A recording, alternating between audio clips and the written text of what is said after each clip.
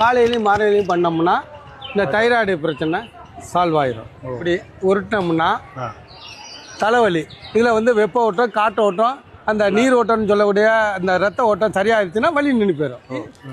இந்த பயிற்சி செய்வாங்க, அன்றாடம் செய்வாங்க நம்ம முன்னோர்கள். அப்போ வந்து உடம்பு ஆரோக்கியமாக இருக்கும். தசை பிடிப்பு, சுளுக்கு, ரத்த கட்டு எதுவுமே இருக்காது. இந்த பழக்கம்லாம் இப்போ வந்து துண்டை வச்சு செய்கிற பழக்கம்லாம் இல்லை. அதனால் வந்து நாங்கள் மரக்கருவியில் இதை ஒன்று தயார் பண்ணி கொடுக்குறோம்.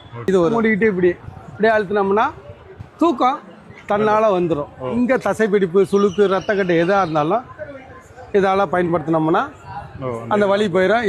இந்த கருவி வந்து தலைக்கு, உச்சந்தலைக்கு ஹெட் மசாஜ். இது வந்து மூளையின் செல்களை தூண்டும். பண்ணுறது தலையிலேருந்து பாதை வரையும் பண்ணலாம், உடம்புல எல்லா இடத்துலையும் பண்ணலாம்.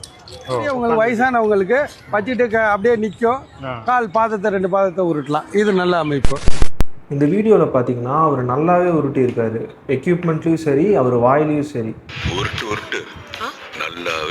என்னெல்லாம் பார்த்துருவோமா?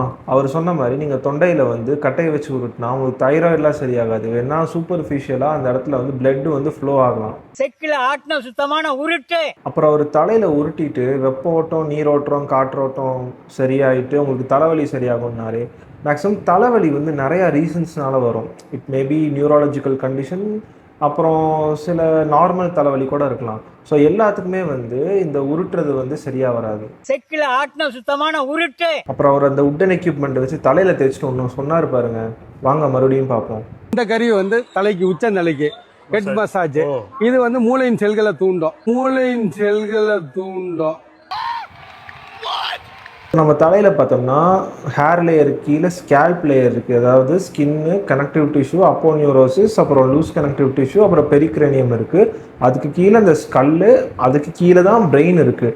ஸோ அவர் சொன்ன மாதிரி நம்ம தலையில் தேய்க்கிறனால நம்மளோட பிரெயின் செல் வந்து டைரெக்டாக வந்து தூண்டாது. செக்கில் ஆட்டின சுத்தமான உருட்டு. ஃபைனலாக என்ன சொல்ல வரேன்னா, இவர் பிஸ்னஸை கெடுக்க வரல. இவர் ப்ராடக்ட்ஸ் எல்லாமே யூஸ் பண்ணிங்கன்னா நல்லா ரிலாக்ஸிங்காக இருக்கும். லைக் அந்த காலுக்கு வந்து தேய்க்கிறதுலேருந்து தலைக்கு ஜஸ்ட் மசாஜ் கொடுக்கறதுக்கு வந்து நல்லா ரிலாக்ஸேட்டிவாக இருக்கும்.